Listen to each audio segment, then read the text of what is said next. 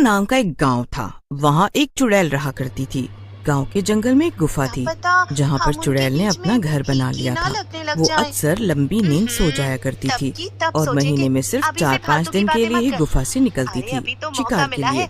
एक दिन चुड़ैल पूरे 2 हफ्ते बाद नींद से सोकर उठती है। आहा, इस बार तो बड़ी अच्छी नींद आई।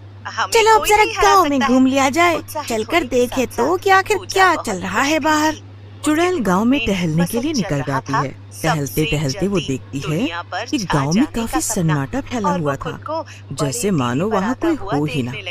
अरे रे, ये क्या हो रहा है? यहाँ पर तो कोई दिख ही नहीं रहा। आखिर सब कहाँ हैं? तभी गांव की चुड़ैल की नजर एक पेड़ पर पड़ती है। उस पेड़ पर एक दूसरी चुड़ैल थी जिसने काफी स्टाइलिश जीन्स और टॉप पहन रखे थे। अरे री, तू कौन है और मेरे गांव में क्या कर रही है? भूतों की दुनिया में मैं शीला के नाम से जानी जाती हूँ और मैं शहर से यहाँ आई हूँ। क्या शीला? बड़ा ही बचकाना नाम है। इस सभी गाँव वाले कहाँ गए? सब मुझसे डरकर अपने अपने घरों में छिपे हुए हैं। शीला पेड़ पर लटके लटके अंगूर खा रही थी। अपनी बात कहने के बाद शीला अंगूर का बचा हुआ गुच्छा गांव की चुड़ैल पर फेंक देती है। आह, तेरी इतनी हिम्मत! तू मेरे ही एरिया में मुझसे बदतमीजी कर रही है। बस बहुत हो गया, चल निकल यहाँ से। क्या तेरी जगह? और मैं तो पिछले 1 हफ्ते से भटक कर यहाँ के लोगों को खा रही हूँ। तब तो नहीं दिखी तू मुझे। अरे तो क्या हुआ? मैं तो बस अपनी गुफा में सो रही थी। तो क्या कोई भी आकर मेरी जगह ले लेगा? देखो, ये सब मुझे नहीं पता। अब तो मैं यहीं रहूंगी। हाँ, मगर यहाँ पे कुछ दिक्कतें हैं। यहाँ के घरों में तो एसी भी नहीं है। मुझे तो बहुत गर्मी लगती है। ओफो, और यहाँ तो मच्छर भी बहुत हैं। गांव की चुड़ैल को ये सब सुनकर बड़ा गुस्सा आता है। उसे लगता है जैसे उसकी जगह कोई और ले रहा है। वो मन में सोचती है, नहीं, अगर ऐसा ही चलता रहा तो इस शहर से आई चुड़ैल की वजह से मुझे अपना गाँव छोड़ना पड़ेगा। नहीं तो मुझे कुछ करना ही पड़ेगा। गांव की चुड़ैल शीला से कहती है, सुन, अगर तू अभी के अभी यहाँ से नहीं निकली तो मैं तुझे मार डालूंगी। तू और मुझे मारेगी? पर वो कैसे? मुझे तो तू काफी कमजोर लगती है और मैं एक देहाती चुड़ैल से नहीं हार सकती।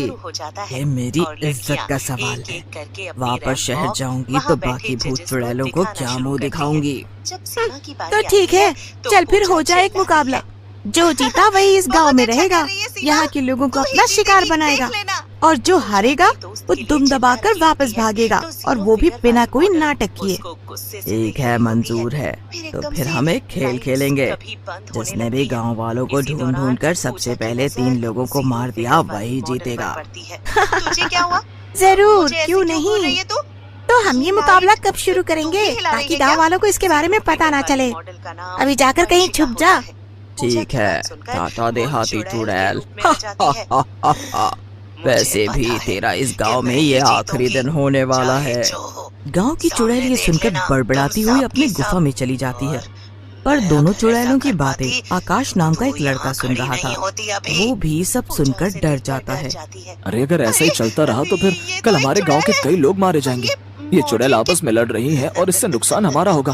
कुछ ऐसा करना होगा जिससे ये दोनों चुड़ैल ही इस गांव से भाग जाएं। जल्दी से चलकर सबको ये सारी बातें बताता हूँ।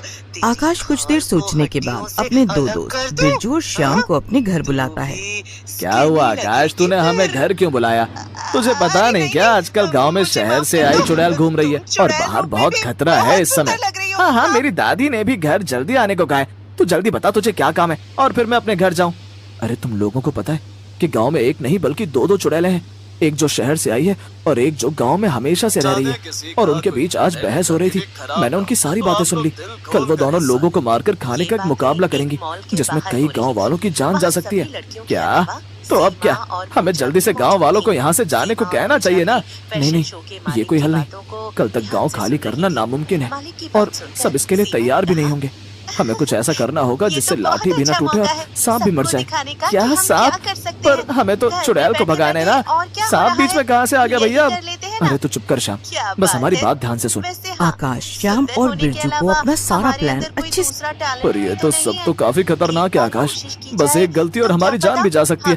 नहीं, मुझे तो सोच कर ही डर लग रहा है। चुप हो जा बिरजू, और जैसा जैसा आकाश कहता है वैसा वैसा कर। हाँ तो बिरजू और श्याम, पूरा गांव हमें नकारा और बेवकूफ समझता है। उन्हें हमसे कोई भी उम्मीद नहीं है। उन्हें लगता है हम लोग धरती पर बोझ है। अब सिर्फ ये दोनों चुड़ैल ही हमारी आखिरी उम्मीद है। इनकी मदद से हम पूरे गांव में मशहूर हो सकते हैं और उन्हें ये यकीन दिला सकते हैं कि हम बेवकूफ नहीं बल्कि समझदार हैं। वाह आकाश, क्या बात बोली तूने। मैं तेरा साथ जरूर दूंगा, भले इस सब में मेरी जान ही क्यों न चली जाए। ठीक है, फिर मैं भी तुम दोनों का साथ दूंगा। उम्मीद करता हूँ कि गांव वाले हमारा ये बलिदान हमेशा याद रखेंगे।